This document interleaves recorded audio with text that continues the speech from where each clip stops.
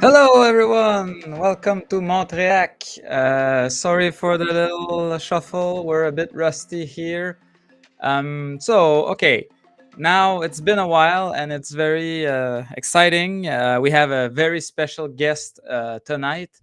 We have none other than Ron Bose from Skull Security fame. I um, I recall Skull Security for the one who were hosting the Rock You password list.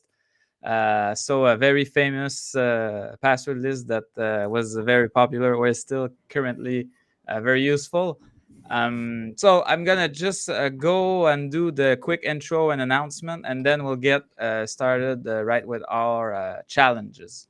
So tonight is a very special evening. We are going to do a tutorial on top of challenges. So maybe more help from the host as compared to usual, and it's gonna be on x64 shellcode.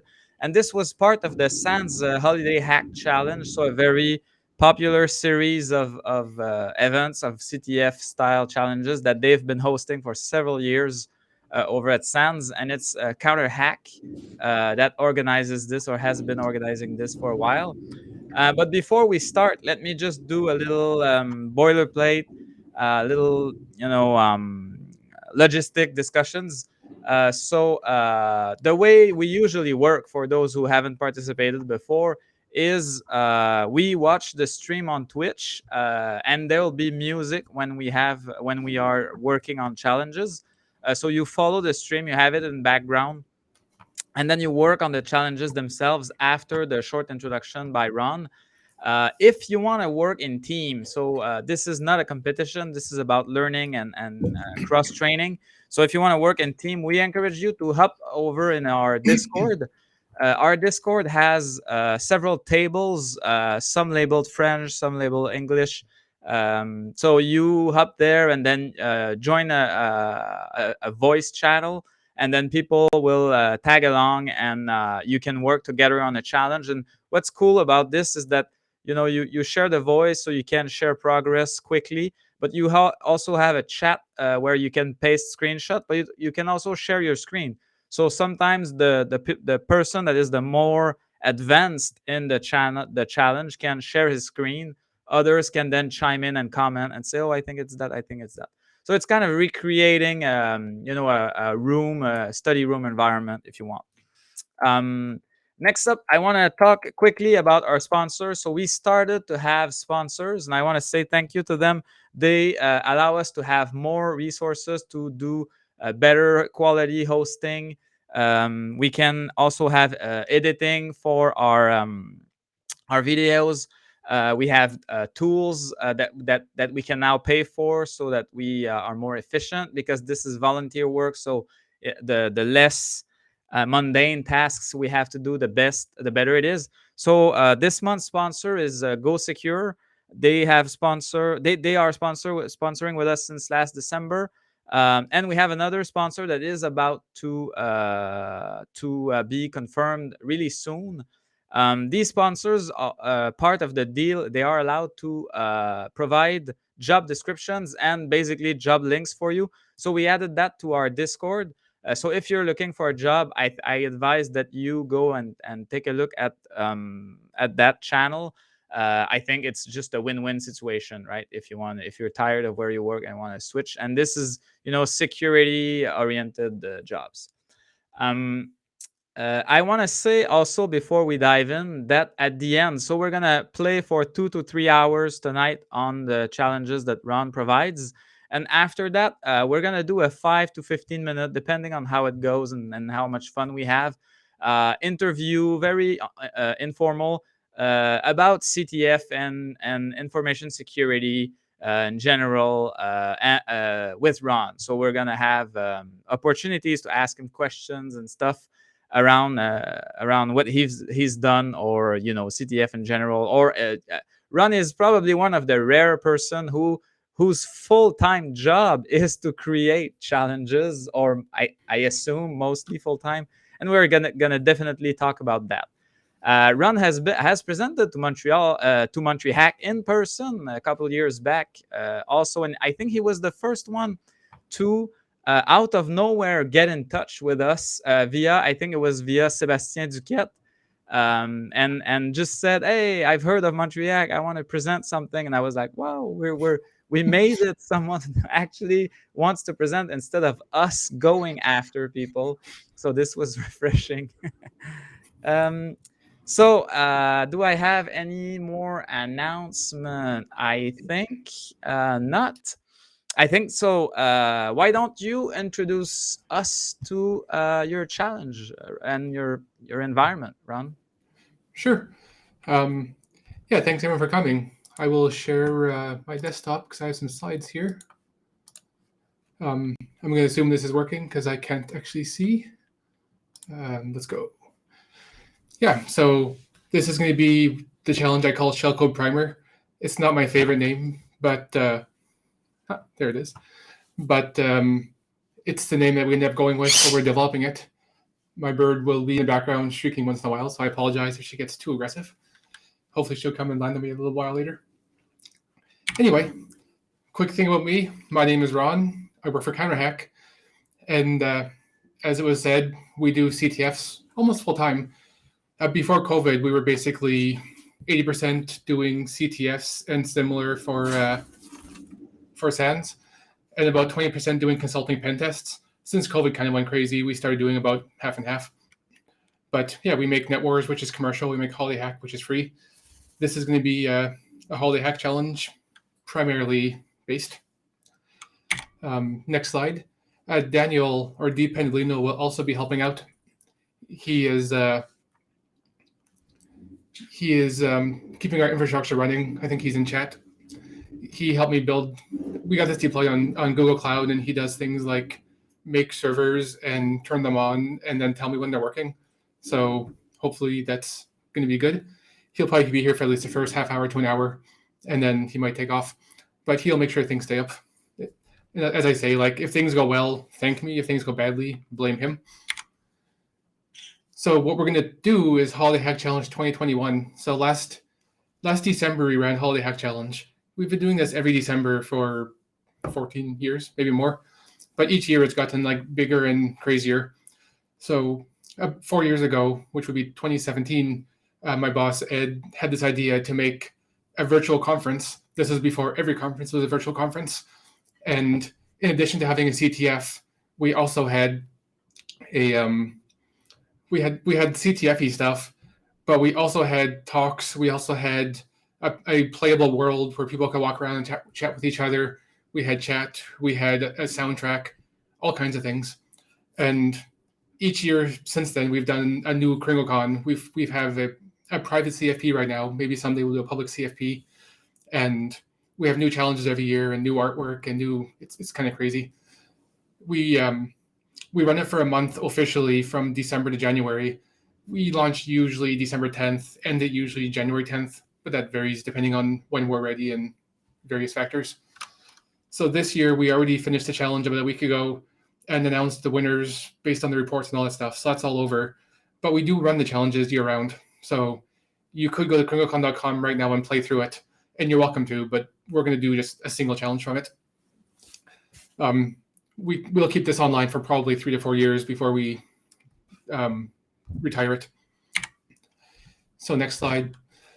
For today's challenge, I had this idea last summer where I was curious how debuggers work and how I can write a debugger from scratch using ptrace and stuff.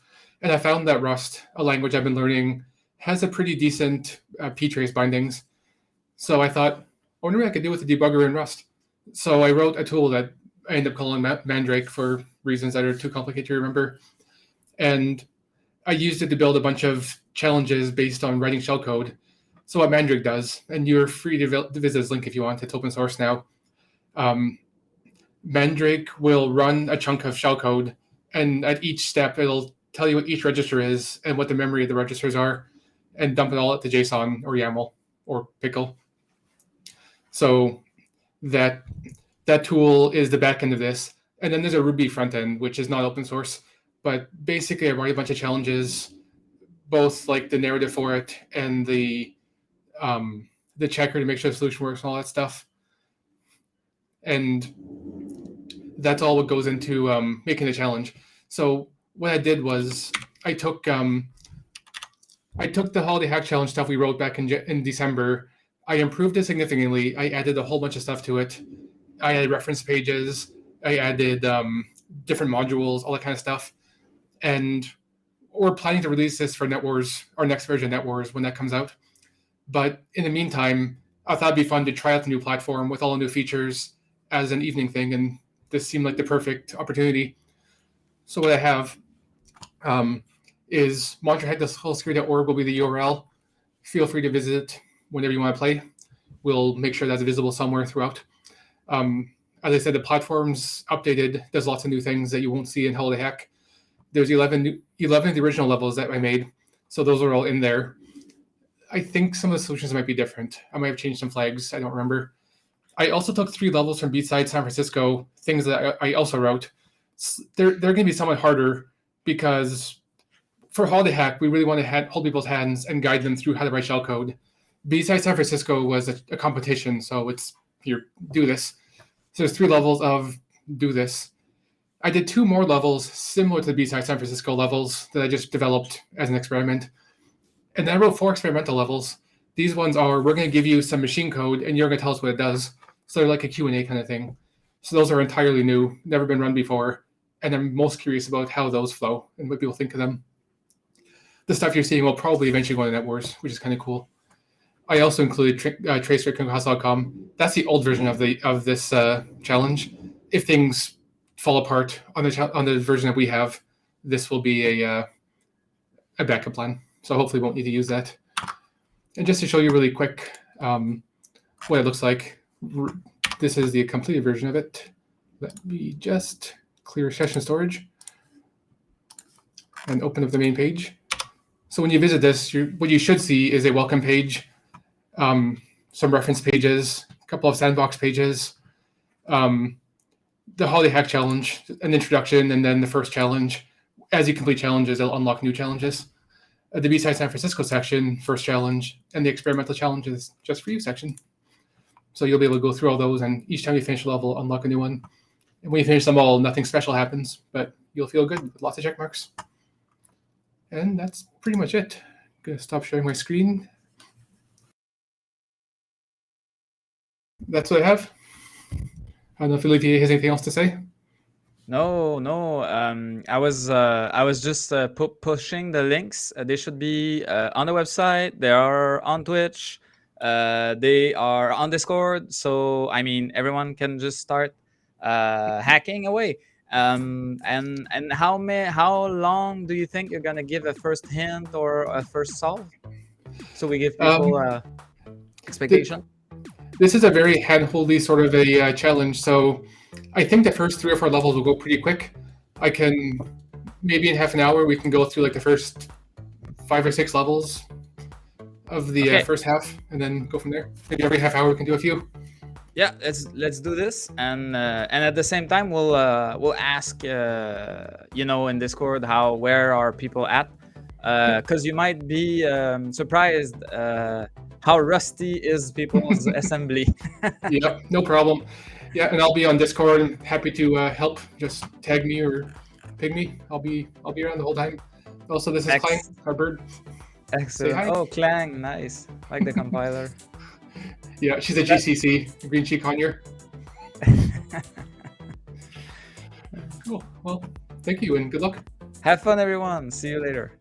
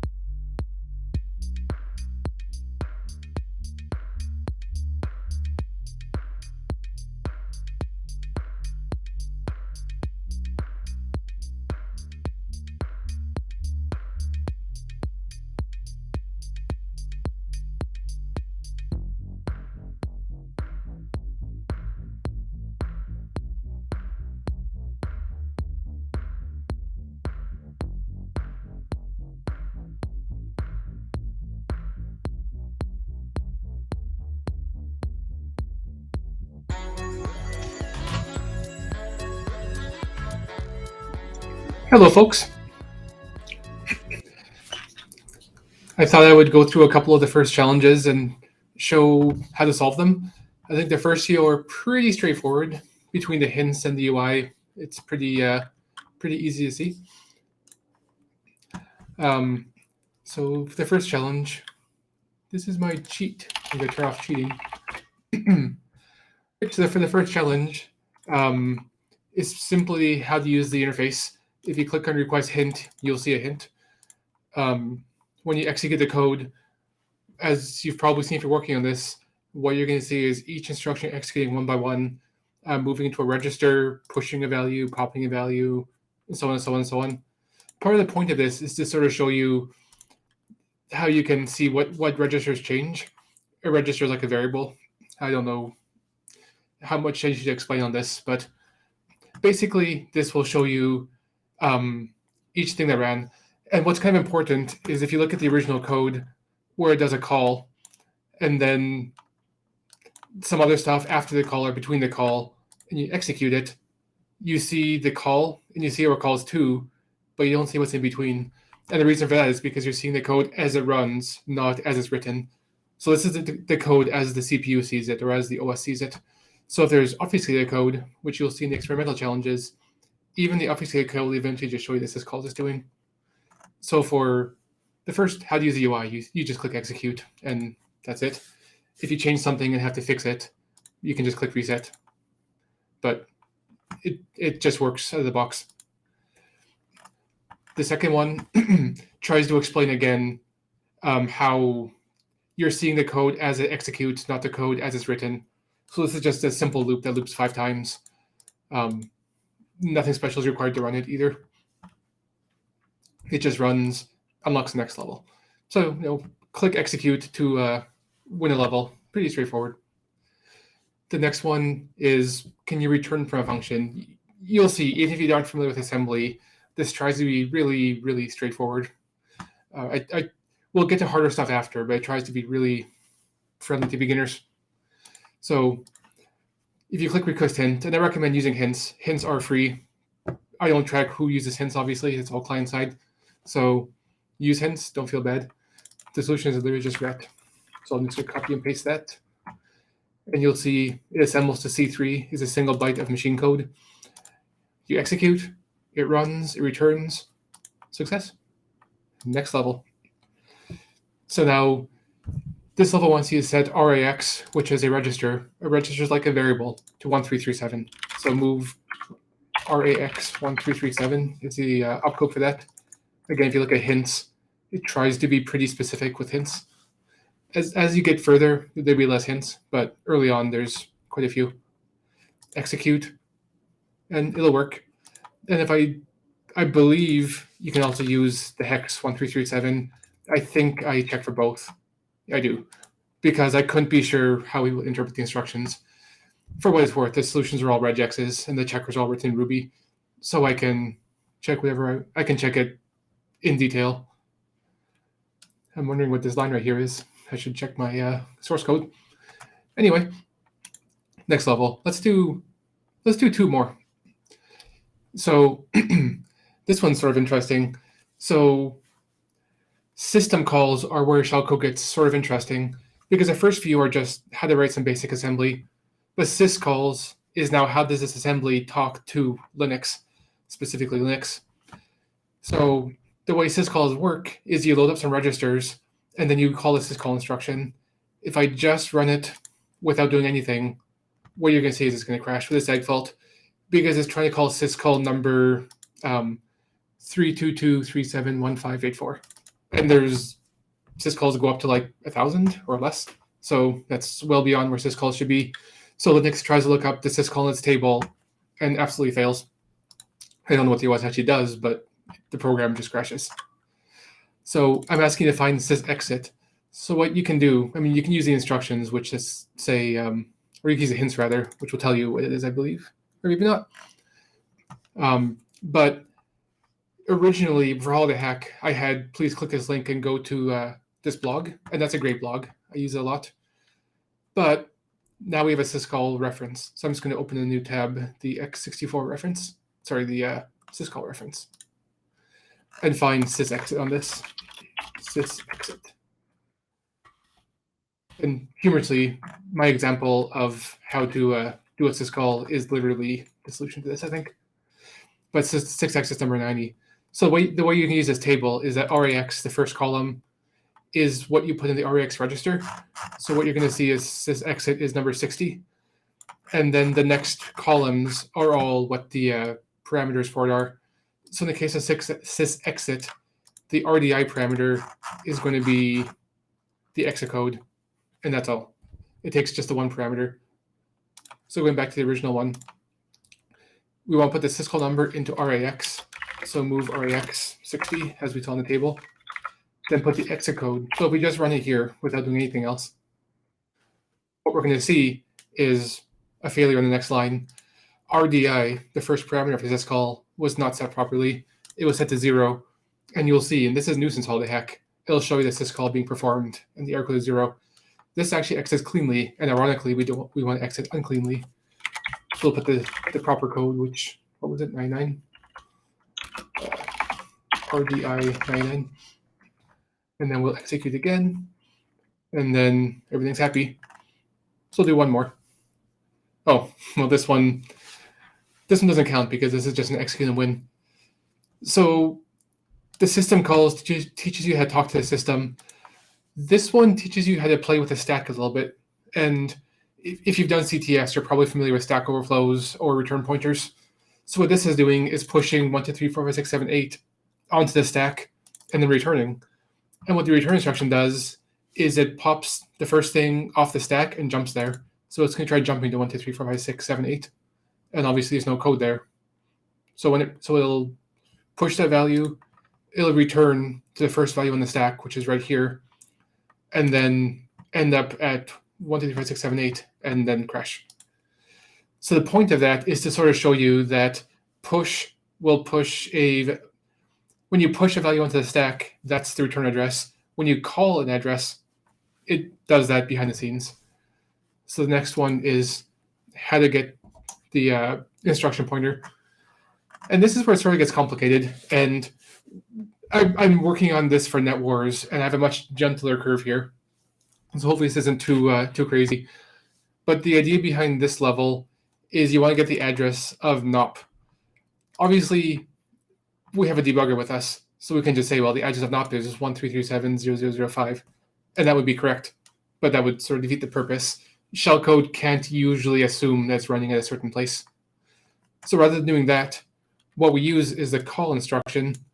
The call instruction implicitly places the return address, which would be the NOP if this is a real call. It puts the return address on the stack when it calls. So the call instruction jumps from here to here, puts the address of NOP onto the stack.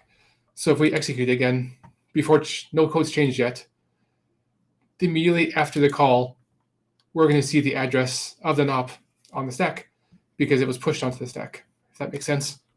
So here, we just get popped back off the stack into RAX. I'll execute, and there you go. So it does the call. The call goes to 006, which is what the pop instruction is. The pop instruction will take the value on top of the stack, the supposed return address, and move it into RAX, and then we just return. And that's it. So there are 3 more levels in Holiday Hack Challenge, I believe, maybe 2, I forget. Then B-sides, if you want to go order of difficulty, Holiday Hack Challenge first. Experimental Monterey Hack Challenges is probably the second one. B-sides is by far the hardest one. So just FYI on that. And I will let you get back to working. Thanks.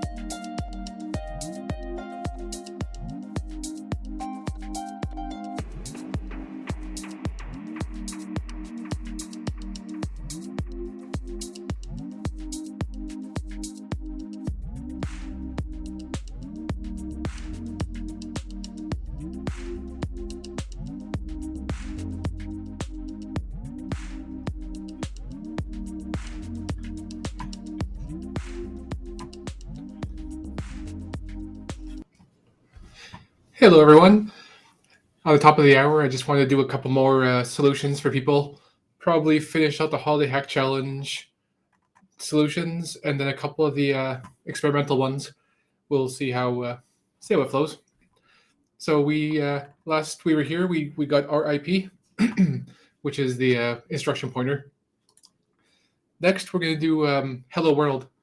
So what this wants to demonstrate is how to get a reference to a string in like a typical program. You would do like in C, obviously, char variable equal string. The problem is, and I don't explain it as well as I could in some of these challenges, but the problem with this is that you don't really know where the string is. Your string and your code are sort of mixed together. What's kind of neat is if you just run it as is, like Right now we have db hello world. db just means byte data, so it's like h, e, l. Each of those are considered a byte, and then 0. So if you just run it as is, if you know ASCII, you're going to see that this is just an ASCII string with a 00 and C3 at the end. So I'm going to execute this, and it's going to try to run INSB. And in my experience, if you ever see a weird instruction like in or in SB or any variation of in, it's almost always because something's running that shouldn't be running.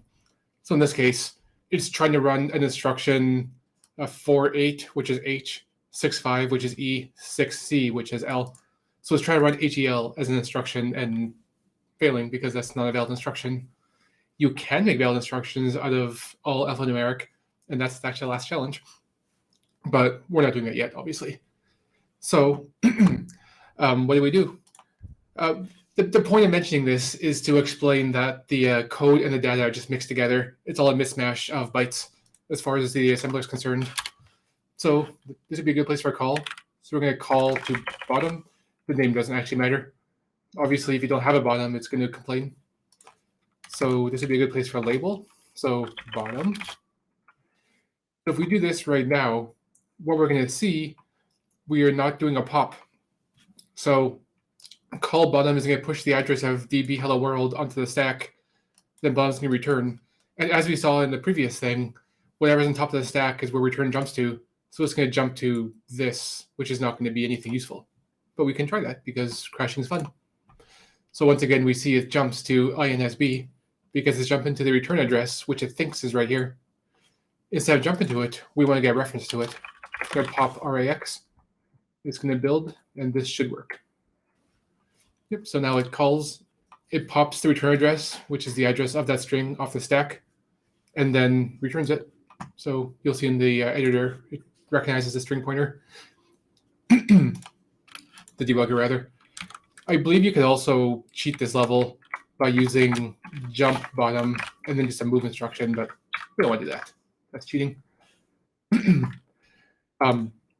It's sort of important to remember, and I actually use this in the very, very last challenge. The starting address is always 133.7.0.0.0. On this platform, you can sort of cheat by using the no one return address or the no one starting address.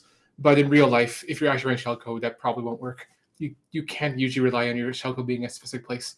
Sometimes you can, and when you can, it's good, but you can't always. So the next Hello World challenge is similar, but this time we're combining syswrite, which is a syscall that writes to a file handle with the string thing. So first of all, to get a reference to the string into the correct register, we will get the RAX for now. So let's call down pop RAX. And so I'll make sure it's returning. Yeah, because this call returns. So now RAX is a reference to the string hello world. We can verify that by executing. And I encourage you, as you're doing this, to execute them whenever you're unsure whether you write something new. Just execute and see what happens. So we see here in the second line, pop RAX does indeed put hello world into RAX. So next we want to set up a syswrite call. So if we look at the syscall reference and find syswrite, it is number 1. So we need to set RAX to 1. Let's do that. Keep in mind we're going to break pop RAX when we do it, but we'll fix that after. So it's RAX number, which is 1. Set RDI to the first argument, which is a file descriptor. If you're opening or reading files, this will probably be 3, the first file handle. 0, 1, and 2 are standard in, standard out, and standard error. If you've done any programming, you're probably familiar with those 3. Their numeric values of 0, 1, and 2 might be new to you, but 1 is standard out. So we're going to move RDI standard out. Then RSI is the buffer. We want that to be the hello world string. So let's just pop into RSI instead of RAX. And we can actually move it down here just so it's in the right place. Just moving around does nothing because these ones don't use the stack at all. Then the last parameter, set RDX to the length of the string. So we could do something fancy, but really I count 13 bytes here, including the null. So let's do 12 bytes. So move RDX 12 and then syscall. So what we're basically doing is like we're using the to-dos, but ultimately we're just filling in the blanks. So RAX is 1, RDI is the file descriptor, RSI is the buffer, and RDX is the count. What's also important, let me open the shelf real quick. Man2 right. If you look at the Man2 section, these are basically just wrappers around syscalls. So when you're calling write in C, file descriptor buffer count, it's basically the same thing. Likewise, we'll do read after. Read is also basically the same thing. So several of these are actually just very thin wrappers around the syscalls. So if you need documentation on what the various parameters mean, sometimes you can get them from the C equivalents. So back to shellcode primer, let's execute it. And if I did things right, it will work. So let's see what's happening. So RAX gets 1, as we did. RDI gets 1. Our SI gets popped off the stack, which is a pointer to the string. 13370005 is what you're commonly going to see, just because call is 5 bytes. Move RDX to length, which is C, and then do a syscall. The syscall is going to show you the file descriptor, the buffer, and the count. I still think it's really cool how it shows syscalls. If we had done something longer, like 15 bytes, it will still work, but what we're going to see is some junk afterwards, which is often fine. If you're compromising a machine, it often doesn't matter if there's extra bytes, but we do catch that and say extra text was printed, double check. So we'll do both. Heard a Discord message, but I'm not watching Discord, so I apologize if somebody has a question.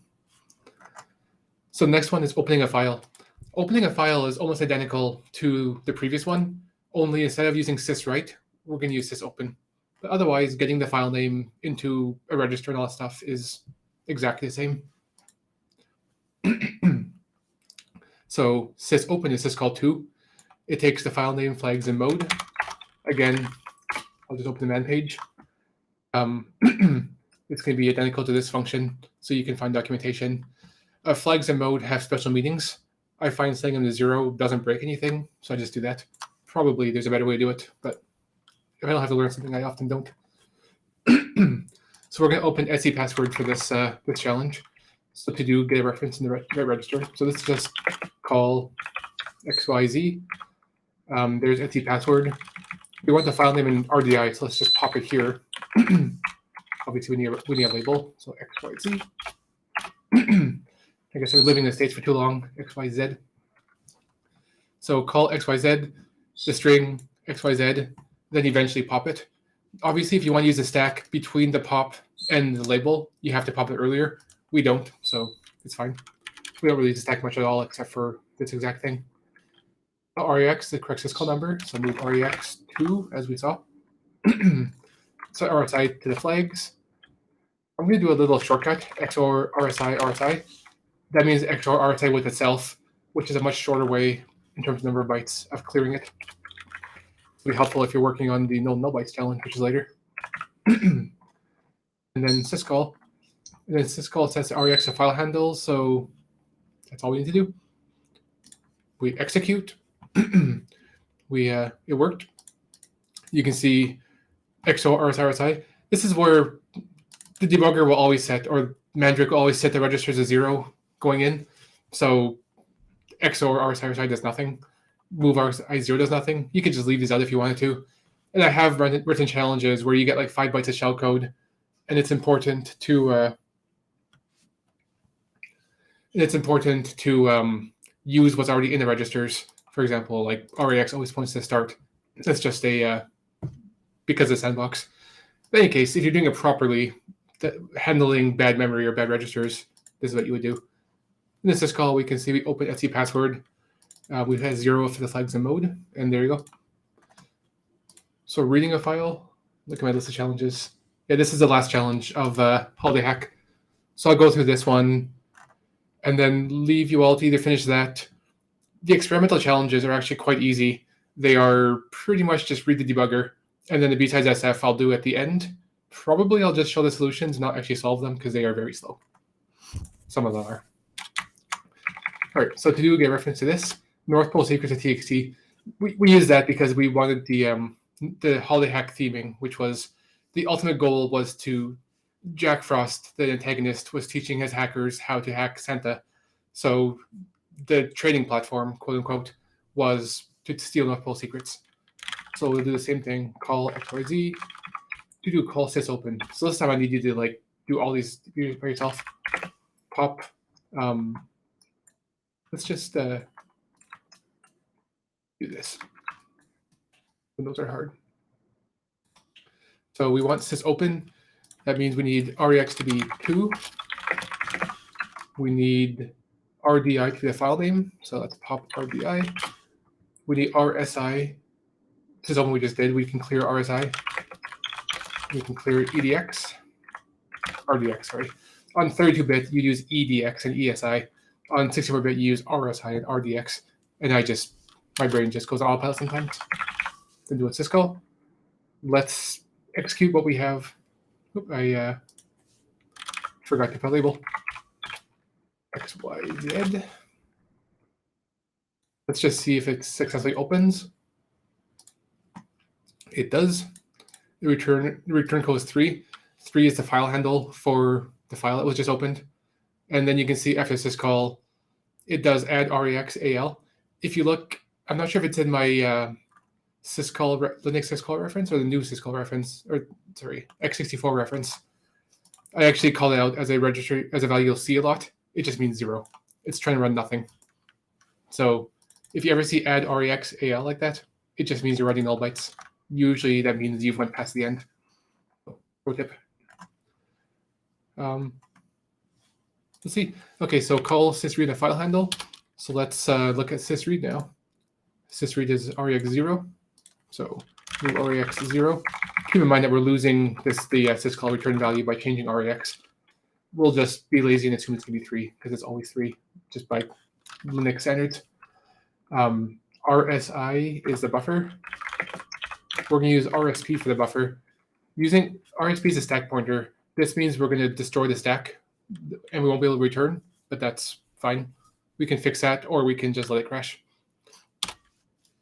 And then that was RSI.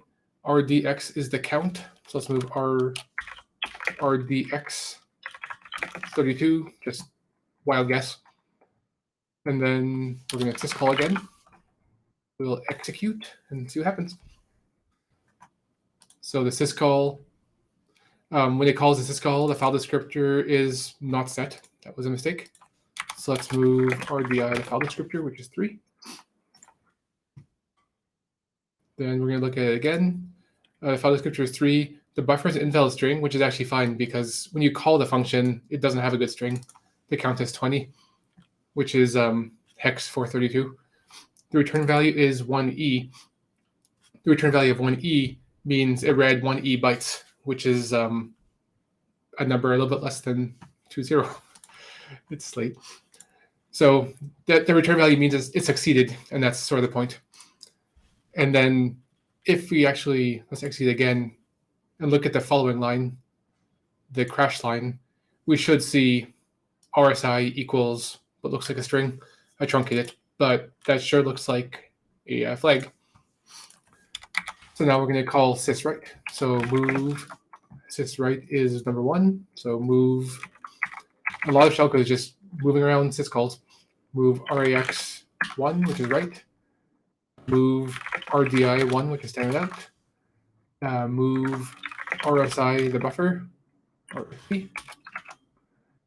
And then move RDX account. We could use REX here and just do it dynamically. We could just take a wild guess again, or we could use 1E, which we saw in the debugger. Let's cheat and just rely on the debugger, do 1E. And then syscall. And then sysexit was the first syscall challenge. I know that one from heart. RDI. Using sysexit, we don't have to fix the stack. We can exit the, we can finish out the syscall. We can finish out the shellcode by just exiting cleanly and then let the stack be destroyed. Once the process exits, the stack goes away anyway. So let's execute this and see how it worked. So now we can see the first syscall, sys open on the file. The second syscall, sys read into a string from the file handle. The third syscall, sys write, and there's a buffer. And you can see standard out was indeed the buffer. And then the final one was just a sysexit with no error. And this is actually a lie. The question mark cheat doesn't work anymore. That's just stale. If you go to a real Holy Hack, it will work, but this requires a special cheat parameter, which if you watch the replay of the stream, you'll see. So that is that. Let me just quickly show the Monterey hack part. Basically, this I switched it from assembly to machine code, and like it's kind of neat because you can give comments, which normally you can't in machine code because it's machine code, but it's just for niceness. You can also give new lines, doesn't matter. But anyway, all you're going to do for most of these questions, read the instructions obviously, but hit execute, read the output, and then answer the question. So this one says, what was the return value? Execute. The return value, the value of AAX at the return was that. So copy, paste, yeah. And that's sort of how this goes. This, I think, 4 of them. And they're all sort of similar. The last one, most of them are just solved by looking at the debugger, which is kind of me just showing off how cool the debugger is. But the final one, you're reading from a PCAP, so it's a little bit more interesting since you have to pull it from a PCAP. So yeah, I think that's it for now. We're wrapping up, I think I'm in the wrong time zone, but we're wrapping up in the next 45 minutes or so, and then we'll do the rest. Thank you.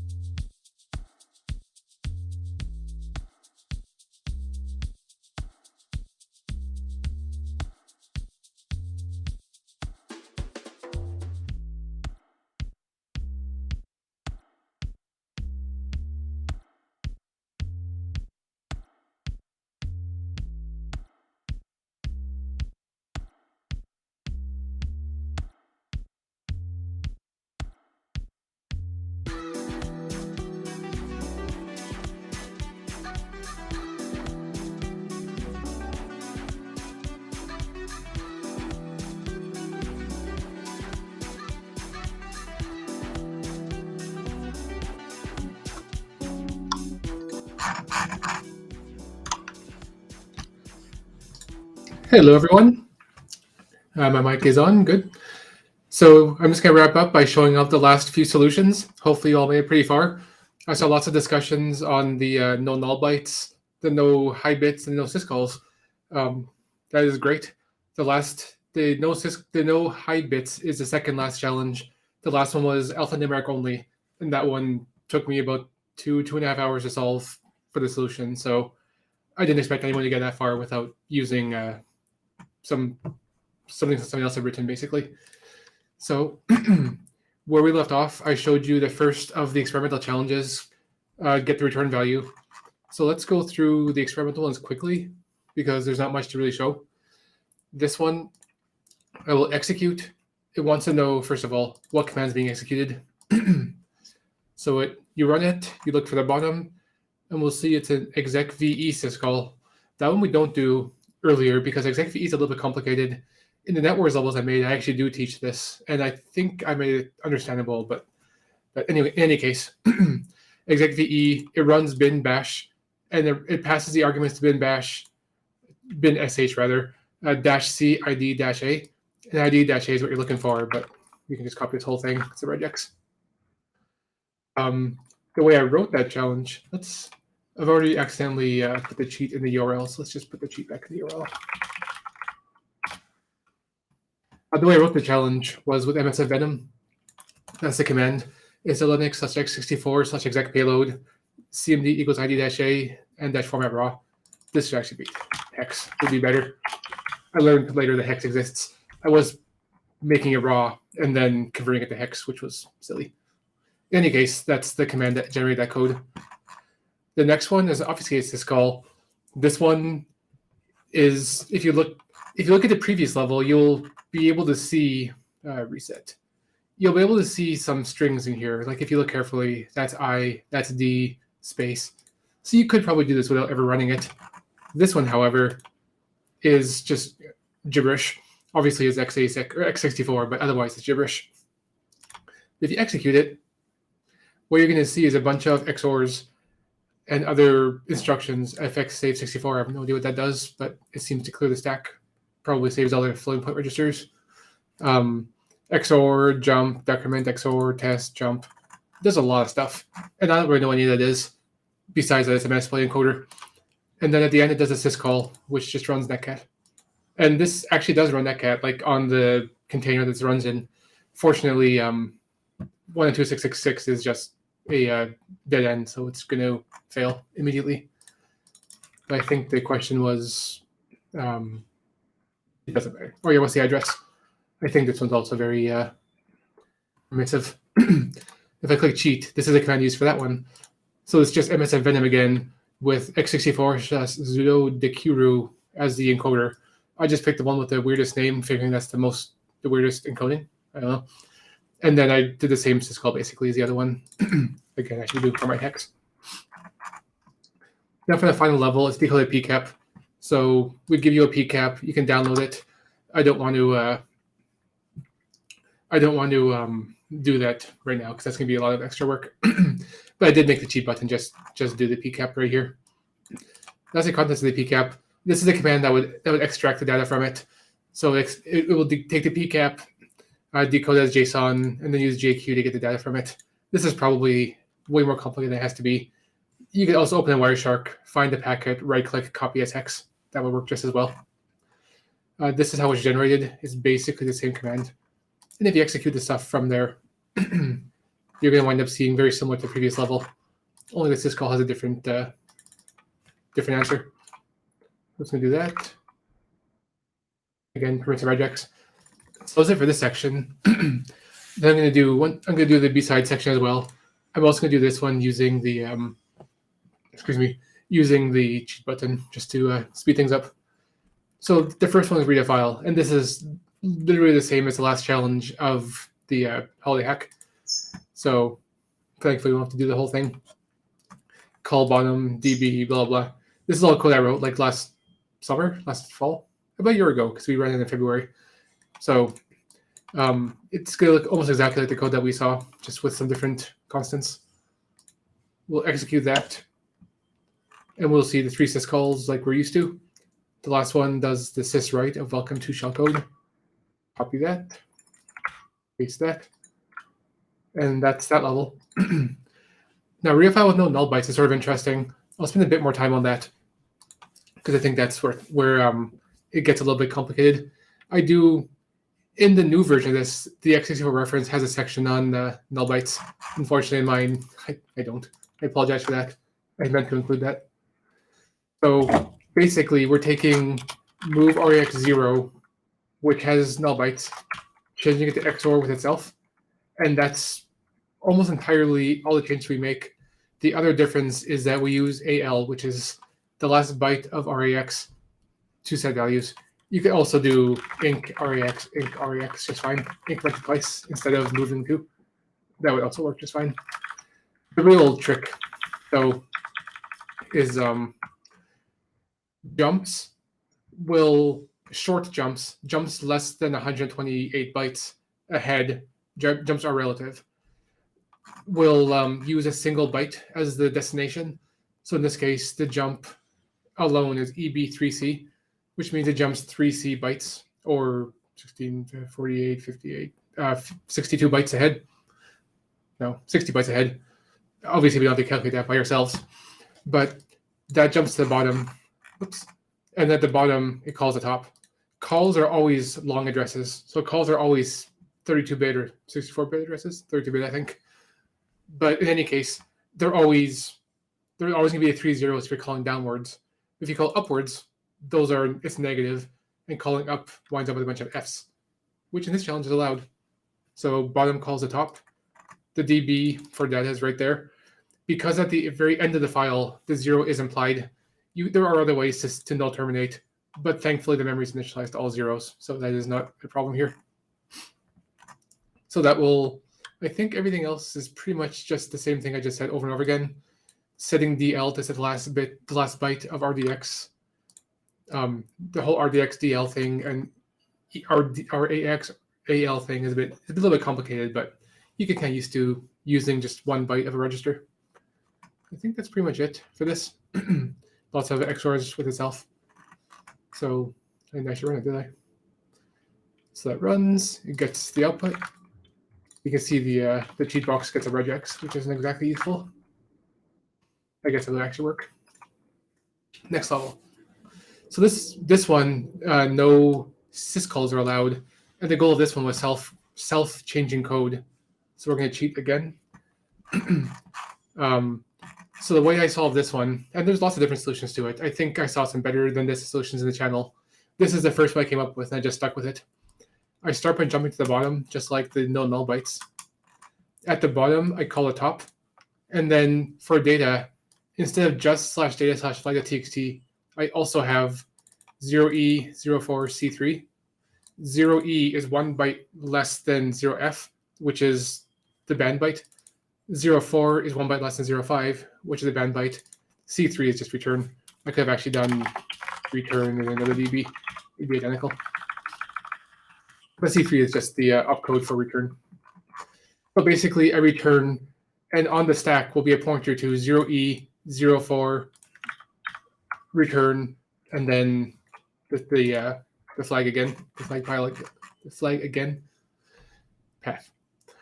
So then at top, we pop RDI, so RDI becomes a pointer to those sequence of bytes. We move it to RBX just to save it, and then we increment RDI, which changes the 0E to 0F, and then we increment it again. Square brackets, we didn't do yet, but that's a pointer. So it increments the thing pointed that RDI points to by 1, increments RDI the pointer, then increments what it points at by 1, then increments the pointer twice, and that will get RDI pointing past the return and to the beginning of the string. So it gets RDI pointing to right here. And it also changes the memory. So this is self-changing code, which is kind of cool. That's the kind of thing you hear about, polymorphic code and all that. It's the simplest version of it, but it's polymorphic code nevertheless. And then from there, everything is basically the same. Only instead of syscalls, we call RBX. RBX, as you would recall, was the pointer that's still RDI. So it's the pointer to the syscall. And each time it does that, it does syscall return. So we basically built a little function with self-rewriting code. So to execute that, I didn't mess something up while talking. Hey, I did it. You will see that it'll first call to the bottom, pop RDI. Sorry, it'll jump to the bottom, call to the top, pop the register, save the register. And here you can see incrementing from 0E04 to 0F04.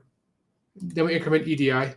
So now you'll see that RDI, points to the 0F, or it starts at 0F and then points to 04, whereas RBX still points to 0F. Then we increment that. You'll see that RBX, which points to the start, instead of pointing to 0F04, it now points to 0F05 C3. So now points to syscall return. So our little mini function. Then we increment RDI twice, and you'll see that when it's done, it points to the flag. And then the rest is just the same. Instead of syscalls, what you'll see is call, syscall, return, call, syscall, return. So it's just a little mini function. You could do this several different ways, but that is one of the ways to do it.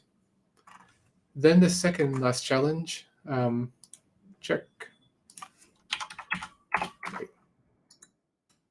All right. So this one is no high bits. So this one doesn't allow you to use anything over 80.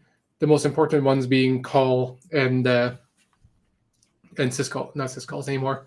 Call and basically call and some moves and stuff. I actually solved this one by assuming a lot of things. So I'm going to cheat. So first, I couldn't think of a way to jump. So I cheated. I wanted to jump over the flag. So I used compare EAX 1, 2, 3, 4, 5, 6, 7, 8, which is 5 bytes long. Jump if they're not equal. Whoops. Jump if not equal to the bottom. So that just jumps over this.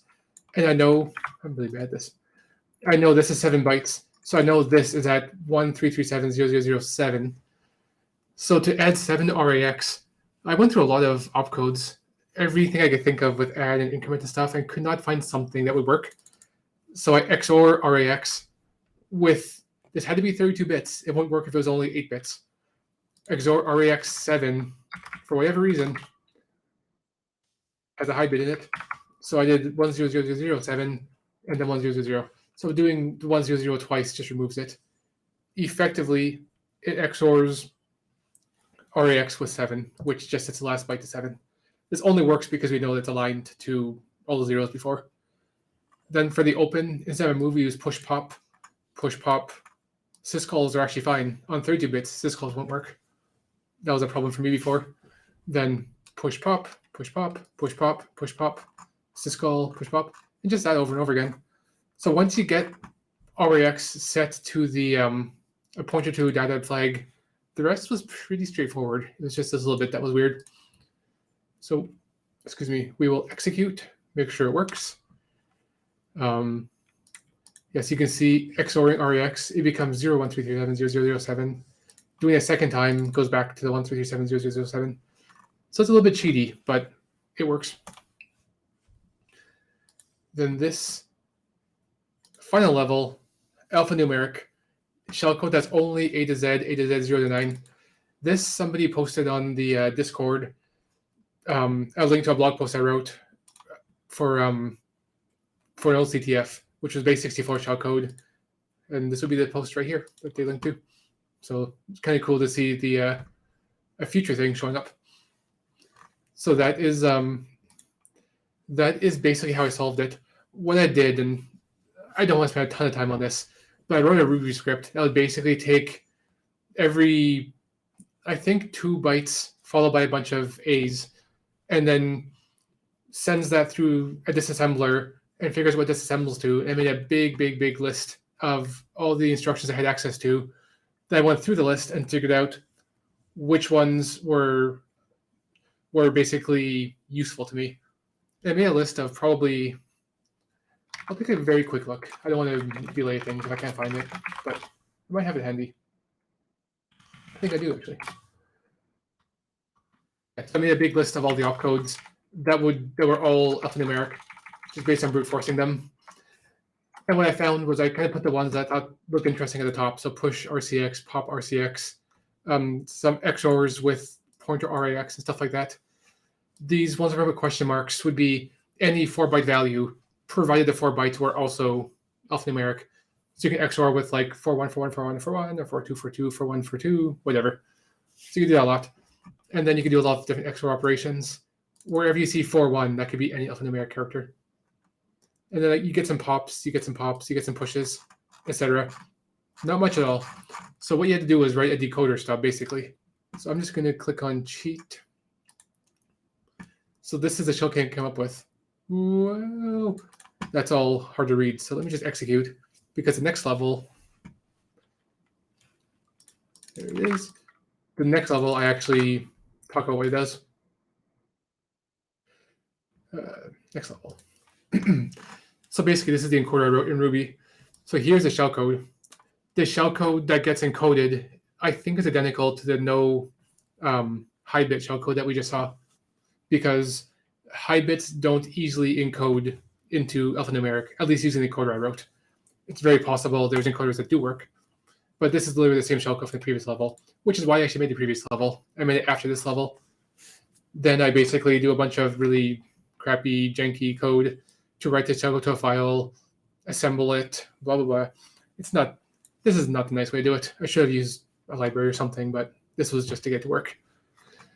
The code, the encoder I wrote breaks if it goes longer than 64 bytes. That's just a limitation the code I wrote. Not the biggest deal, but whatever. I could have made it better. I just didn't. This was very much like get it to work and then stop. So we hardcode the character offset. We hardcode the starting offset. That's a bit of a cheat, but at this point, I'm okay with doing that. I set the code offset to 300. There's going to be up to 300 hex bytes of encoder stub, and then the actual code is going to be wind up at 300. And then we do some sanity checks. Then this basically 2 functions to find values that XOR the right value. That's all, not a big deal. Then I basically make 2 arrays. I take each byte of the shellcode that we want to encode, find 2 bytes that will XOR to the byte we want, add 1 byte to the first array and 1 byte to the second array, and then repeat over and over and over. So we basically generate 2 different strings of bytes. And if I look at my solution here, oops, I want cheat. This is what the 2 strings were. If you XOR this string with this string, you get the shellcode, which is kind of cool. And this is not base 64. This is hex, or not hex, but this is like raw bytes. But if you XOR them together, you get shellcode. That's kind of cool. And then the encoder stub, basically, it prints the 2 XOR values. And then from there on, it does push, pop, XOR, push, pop to set RCX to 1 value. And then it does push, pop, XOR to set REX to a second value. So that's the first 4 bytes of this. This will become the first 4 bytes of this. Then it'll XOR. This is I don't remember what I did here, but it's a weird thing to get the memory set properly. So XOR EDI with RCX, XOR EDI and XOR. This basically XORs the 2 values with each other and stores it back in memory. And that series of bytes, scroll, encodes to this, which is all alphanumeric. If you just do it over and over and over and over and over and over, it eventually will make the whole decoder stub. So I execute. It takes a little while because it's quite long. I actually had to increase the execution cap to make this work. What you're going to see is the same thing repeating over and over and over. Push, pop, XOR, push, pop, XOR, XOR, XOR, XOR. And then push, pop, XOR, repeat, repeat, repeat, repeat. And then when the decoder's over, you're going to see padding. For padding, I just push RCX, pop RCX, push. This is just to get lined up to a 000. You'll recall I said 300 hex bytes is where it needs to start. My decoder stub wound up being 206, so I had to pad it to 300 to get to a multiple of 100. That was just a limitation again. So I just made it 100 and just 300 and put lots of pushes and pops. Then that goes lots and lots and lots and lots and lots of those. And then here's the shellcode. This is what you just saw. And originally it looks like this, just a bunch of raw bytes. And that's pretty much it. That would be the last level. And yeah, I showed off my own solution because I think it's kind of a cool solution. And yeah, we're leaving. I talked to Dan about leaving this online. And we decided I got this is paid for by free Google credits. This is the first time I've used Google Cloud for anything. So I have $300 in credits, and it expires in March. So you can probably leave it for a week or two easily without running out of money. So we'll leave it up for a while. So feel free to work through. If you are fast enough to copy the cheat URL, you're welcome to look at the cheats if you want. It's not a big deal. I'm going to change it when we actually deploy it for NetWars. And that way you can see my solutions throughout. And yeah, I think that's pretty much it. I think Olivier wants to do a Yeah. chat, so I'm going to stop that. Yeah. And man, this was great. And the it's tough, right? Shell coding is not easy. There's a lot to track, and it's not something we do often. So Mhm. but the environment, like everything integrated, accessible with the error handling and all, I mean, it's pretty solid. So yeah, it was enjoyable experience for sure. Did you want to talk about it, the project, or Yeah, it's true. the architecture? Is it okay if I screen share again? I actually meant to and I Sure. forgot. Yeah. So let me share my screen. I think it's going to magically appear. So yeah, the tool I Has. wrote for this we called Mandrake, and the reason was from the game Don't Starve. I think Jeff said this much earlier, but in Don't Starve, you make instruments, the panpipe specifically, out of Mandrake plants. So I don't know why, but that's the name that came to mind. So basically, this is like an instrumentation library for Rust. It's what powers this whole thing. Daniel, who was here earlier, he went to bed. He helped me put this together. Josh Wright, my coworker, helped with testing, and he made the Ruby nice. Edskillis, my boss, gave me permission to release it. Counterhack and Sads paid me while they developed this. And then Ryan Chapman's a random person on the internet, cool guy who made a syscall table. And he's the one who made this table. And you'll recognize this because I converted to CSV and then imported it to our project. Hopefully he's okay with that, but it's a very useful resource. So this whole thing's written in Rust, and I could go through the Rust code, but that's painful. But the idea is basically this is the back end. So this is not the answer a question, all that stuff. That's all like, I don't like the word proprietary, but that's code that we wrote for work and that we use for work. But with Mandrake, you can instrument code either code like we're doing or ELF files, which is like Linux programs. I managed to break my browser, break my computer. Oh, you're still on. I'm still on. My UI Yeah. just locked up. That's so weird. Okay. No, but Yeah. So while you figure this out, or you wait, maybe some timeout will happen. yeah, maybe. Happen. Yeah. In any But case, so yeah. it So you works basically both. run. Sorry. Go ahead. Go ahead. Oh yeah. So basically, you run the tool. I don't know if my screen's still showing because my UI is completely locked up, but you basically run it and pass in the assembly code or the machine code, just like you would see in the bottom of the challenges that we did, and then it will print out JSON output, a history of everything, like every register, every step, and that's what's being parsed to display the UI for the challenges. So this is all Okay. open source, and yeah. Oh, cool. And so it works with shellcode and full blown ELF binaries. It does. It's way more limited with ELF binaries though, because this is fairly slow. It can only do like a few thousand instructions in a reasonable time frame, and an ELF binary altogether does hundreds of thousands of instructions. So it's basically completely untenable to do it. The way it does ELF binaries is you insert breakpoints into them, and this is very basic. Like this is you couldn't easily use this to analyze random code, but I was using it to write a Stack Overflow challenge, for example, and you basically run int3, which is debug breakpoint, and int3 will flip it between instrumenting and non-instrumenting. So it will basically mean that when you run int3, it'll start logging, and when you run it again, it'll stop.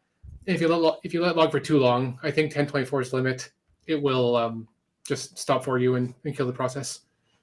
Okay. But so the code is executed in how let's compare it like with QEMU or other environments out there. Like you spit back JSON with a lot of metadata actually about what's going on, right?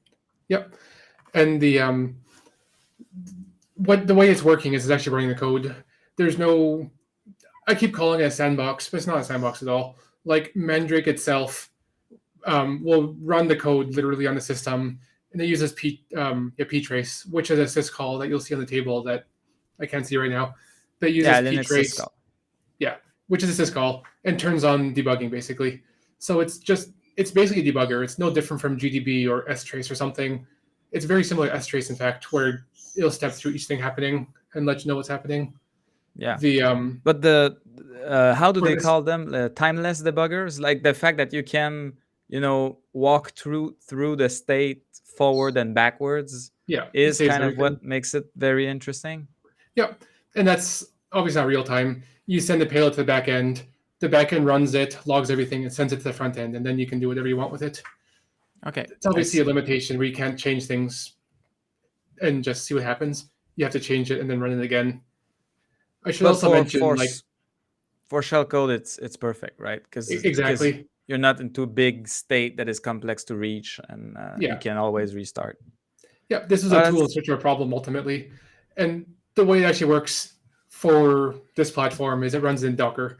So whenever you send shellcode to run, it will fire up a Docker instance with Mandrake in it, run the code, and then send the results back. So we sandbox it a little bit. But if you just run okay. Mandrake with the Mandrake command, the cargo run Mandrake or Mandrake itself, it's going to just run the code in your system. And that's with malicious code. That's obviously a bit of a problem. Yeah, well, I mean, it's pretty fast considering all that happened when we were pushing execute, right? It's Yeah, it's interesting. yeah. Starting a Docker container is really tough. Like Yeah. it's high overhead, and honestly, I wasn't sure how this would work on in real life. So when we ran the holiday hack challenge, I was super nervous. And the first couple of days, we were getting reports that the server was down constantly and crashing. I was like, oh no. So I went like I had limitations. I had like I only run for 10 seconds and a few other things, but for a reason it wasn't working. So I put my debugger hat on and started looking to see how I can fix this. And I found the part where I limited it to 256 instructions, commented out. And I was like, oh crap. So people were putting infinite loop in, like EBFE is Uh, jump -2, and it was running forever. And I was like, oh, that was, I debugged it. I commented out to test something and forgot to put it back in, and mm. it was taken out of And server repeatedly. and I did create a infinite loop the first time I was trying to avoid the zeros, and Yep. I did was glad to see, like, after 1024 instructions, I Hmm. was like basically kicked out, and Yeah, so that was not yeah, happening originally. yeah, me and that me I and can see Daniel that. actually before this afternoon we tested it by just sending it the infinite loop. I had 5 different processes running, each of which was curling it with infinite loop code over and over again to see how it would handle it. And we got Yeah, that 100% CPU usage fast, but even with 5 people all infinite looping repeatedly, it was fine. I was pretty cool. impressed that worked. Yeah, oh, that I mean, it was super stable for us. Yeah, Anything shockingly. else you want to get to regarding Mandrake? No, I think that's it for Mandrake. Cool. Well, My it's UI is nice still that. frozen, so Yeah, well, no, it's fine.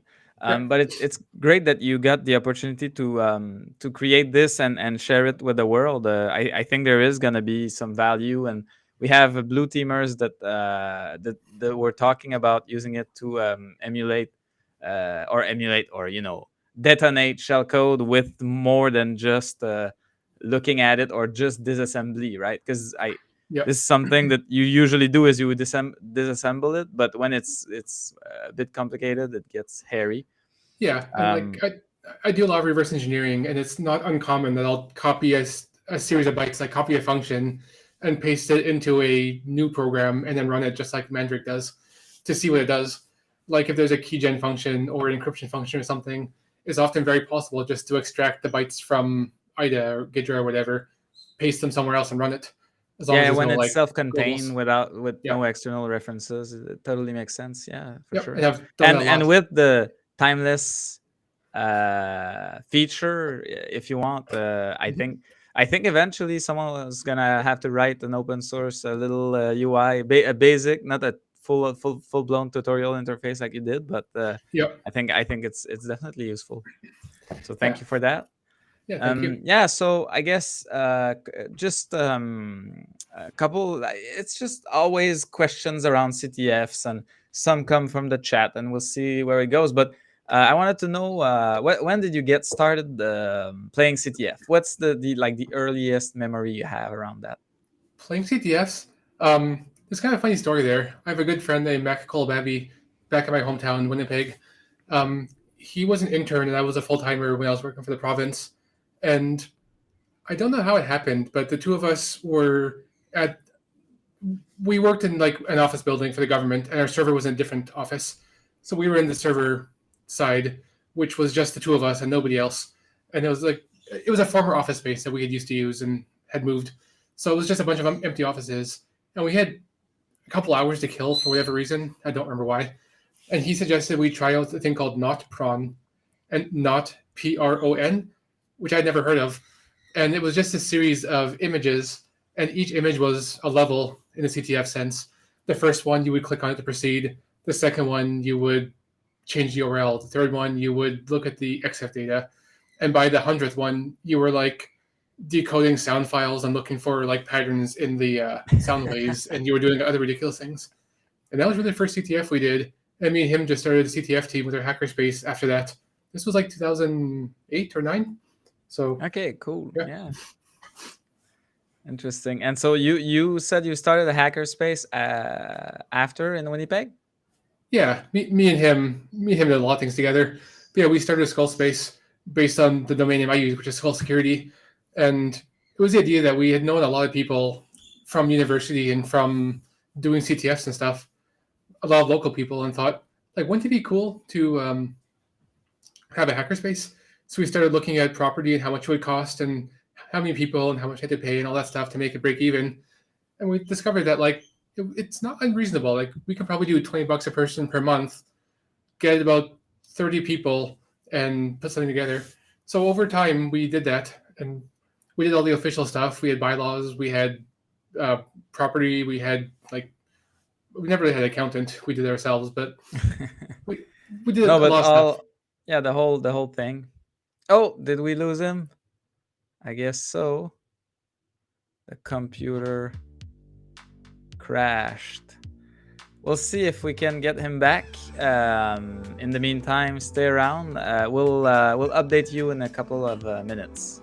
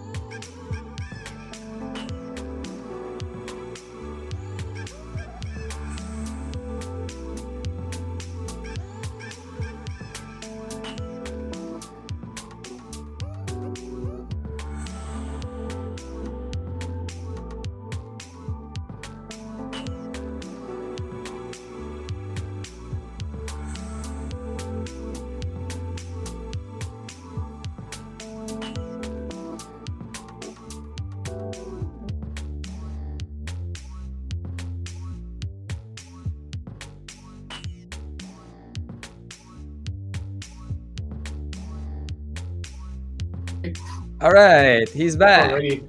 I switched computers. Hopefully, it's about the same audio and stuff. Cool. Well, that was fast. Expected. I wasn't sure. I was Yeah. looking for No, I you on. apologize. I've got my gaming PC right next to my laptop, so I just pushed my KVM and switched machines. Excellent. No, Yep. yeah, the frozen screen. It was we were on borrowed time, right? It was Yeah, just a matter of exactly. time I before. don't know what happened, and then the classic thing. It's never happened before, but here we are. Yeah. So where were we? We were yeah, you were talking about the maker space Yeah. and the community around it and how basically this got you Yeah. started. Yeah. Cool. So we started Hackerspace, Skull Space, and we got a lot of people. We got about 30 or so people at first, and then like there were some shenanigans with our lease and everything, and had to move. But once we got stable in the new space, Skull Space 2, we called it, we ended up getting, I think, a peak of about 80 to 90 people who were members.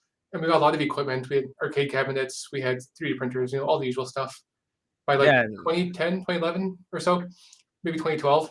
Then in 2013, I moved away. I live in Seattle now. And it kept going. It's still going to this day, I think. I think COVID's been a big problem for it, as it has for everything. But over the years, I lived in Winnipeg, and we had this space. We did a bunch of CTFs there. We um, we did some 72 and 48-hour CTFs where we'd stay at the space and just sleep there. I recall like sleeping under a table before and stuff. We had a good time. It was me and Mac were always the two people pushing for it, but we had a bunch of friends who would join us. That's cool. That's the. I mean, makerspace are really are usually a big segue into either IT security or making in general, and there's a lot of natural connections between these communities, right? It's tinkering, Mm, but on different levels. So yeah, that's great. That you got to start that there, and I'm sure that this creates a bigger community, and the more people there is, the more diversity there is, and the more fun it is usually. absolutely. And like I always came from a programming hacking perspective. That's what I was interested in. And a lot of people who showed up there were interested in like building and making and stuff. And I learned a lot. The first time I ever saw a 3D printer or a mill or a laser cutter and all those things, that was all from the hackerspace. It was Wow, all new stuff for me. a lot of gear. Yeah, so I wanted to touch on the fact that your career is, as you said in the intro, it's kind of shaped a little bit by CTF or by challenge making, and you said earlier that I actually didn't realize, but you do a lot more pen test and offensive security than I initially thought. Yeah. But so how did that happen, right? How do you say I want to write challenge as a big part of my job and find that kind of job? I think there was a lot of luck involved with that. When I was working for the government in like the mid 2000s, I took some SANS classes, SANS 560 and 504 with Ed Scotus, and he was big on like fun CTFs, like doing not just doing a CTF, but doing an event, like having a story and having a plot and characters and like doing fun stuff. And he's been making Holiday Hack Challenge since I don't know when, like probably since before that. And Holiday Hack Challenge is what we did on at the Hackerspace for a couple of years, and actually have a first place reward somewhere. It's a book that he signed, and I got to meet him when I went and took Sans classes, and then me and him hit it off, and we were slash our friends, and we would see each other at DEF CON and at various other conferences. And then in 2013, I got a job at Google and moved to the States, and that got me immigration paperwork, got me a green card, and then once things made sense, he ended up hiring me to work at his company. And at the time, they were still like the Sans lab team, so they would do a lot of the well, they and still do, Net Wars, Cyber City, custom CTFs, various other stuff. And I would say it was about probably I said at the beginning 80% that and 20% pen testing. Then COVID started, and suddenly pen testing was a much more stable career. Sans couldn't afford to pay us as much anymore, and consulting looked really good. So we ended up moving a lot more into consulting. And because I was one of the more experienced people and been in the industry longest, they pushed me into basically half and half consulting, maybe 70% consulting, 30% challenge dev. I don't really measure it, but I find it's a really good back and forth between pen testing and challenge dev because I think they feed into each other. The stuff Yeah. we see on pen tests that are common issues go into our pen tests, a counter hack or pen test tend to be fairly realistic things. Like what are actual vulns that people should learn about, and then the stuff that we learn making CTFs goes back into pen testing a little bit. Like, hey, I know how to analyze shellcode now, or whatever. We'll research. Like we did an FPGA challenge for Holy Hack this year, and we did a NoSQL injection a couple years ago. And those various things I learned from making CTF challenges go back and become useful tools for pen testing. So I feel like it's a really good like back and forth. Yeah, definitely, definitely. They feed into one another, and sometimes I remember like some challenges I faced. I was like, where is this coming from? There's no way this is not realistic. And then I talked with the challenge designer, and he told me like, oh, I saw this in a pen test. And I was like, really? That Like is like the worst thing. weird Like PHP. there are too many times where people are like, this is so unrealistic. It's too simple. And I'm like, yeah, but it's from a real pen test. Yeah, And that's so exactly. common. A lot of Or stuff you like find pen test is too simple for CTF. Like no one's gonna believe this. yeah, yeah, custom crypto and all kinds of stuff, right? So it's yeah, it's Yeah. very varied and it feeds into one another. Yep. And Holiday So Hack 2020, I did a series of 3 crypto challenges, and each of them were just here's a config file with encrypted password and a program that reads the file. Can you get the password from it? And you can reverse all the encryption, but all 3 of them have silly bypasses. And those were all 3 of them were from different pen tests, and they're all really silly, but they were all really bypassable. but bugs, right? Exactly. Like the we bug, first null byte, end of string compare type stuff, Yep. old classics. Um, I want to know, like, and we're gonna stick to CTF questions, but what's your workflow when you create a challenge? Like, how do you go from? Do you write ideas as you pen test, for example, and then get back to them and then flesh them out, or what's the I, flow? I have like a million and one documents on my laptop and on Google Cloud and everywhere else, like ideas for pen tests and ideas from pen tests rather. And they all get 2 or 3 ideas and then forgotten. And then when it actually comes to the point of making challenges, it tends to be just a big brainstorm session. So I also, besides CounterHack, I also do besides San Francisco CTF. We sort of, I guess, me and 2 others run or 3 others run the CTF. So between the 2 of them, um, I find the best thing is just to get into a room with a bunch of people, or a Zoom call or whatever. Excuse me, and then just like brainstorm, like what's interesting things. Let's look at the different CTF categories that are typically there. More of a B-side San Francisco thing. We want some crypto, some forensics, some exploitation, some reversing, the kind of classic stuff. And let's try to think of some interesting ideas. And then at CounterHack, it's much more like what's interesting in industry right now. And at CounterHack also we want like a very smooth ramp. Like what's an easier challenge? So like last year, I want to say I made a challenge that was just like a PDF file with redactions, and you just copy the text from under the redactions and paste it, and that's the solution. I mean, one stuff like that. That's sort of it's nice for a story because you can insert it in this part of a story. Like you found this document, help unredact it. But also, it's sort of an interesting challenge because it happens all the time. It Frequently, when I raises the awareness for people that like this is an easy mistake, an easy yeah oversight that is commonly made. yeah I saw a news story, well, a Twitter story today. I think it was an old tweet that someone retweeted, but it was the GIMP graphics editor. If you highlight something and press delete in a PNG file, it doesn't delete the pixel data. It sets it to transparent. And then if you save the file and send it to somebody, they can turn off the transparency and see what the pixels originally were. So I immediately sent it to one of my friends, Brandon, who writes usually forensics challenges, and said like, "Hey, we should make a challenge based on this." And he said, "Actually, I have," and sent me a link. But the point is, Nice. a couple, when I see something on Twitter or on Reddit or on whatever platforms that seems like it make a cool challenge, I'll copy and paste it to like my work Slack or to my friend who writes challenges and be like, "Hey, we should do something with this." And So basically, you're always into challenge creation mode. yeah, and like if I see a cool Vaughn, like one Vaughn I could talk about because we got permission was there was a Vaughn on WebEx we found a couple years ago, and it was a bad service basically. It was a service that can be started by any user and would run code as root system.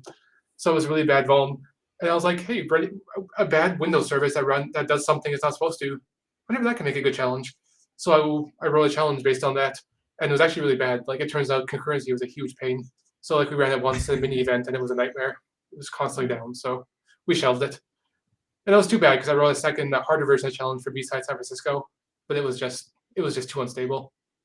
Mm. So yeah, Yeah, sometimes it's difficult, right? yeah. So what's your next gig, a public gig where we could follow you or learn more about your next things? I don't. Nothing's planned right now.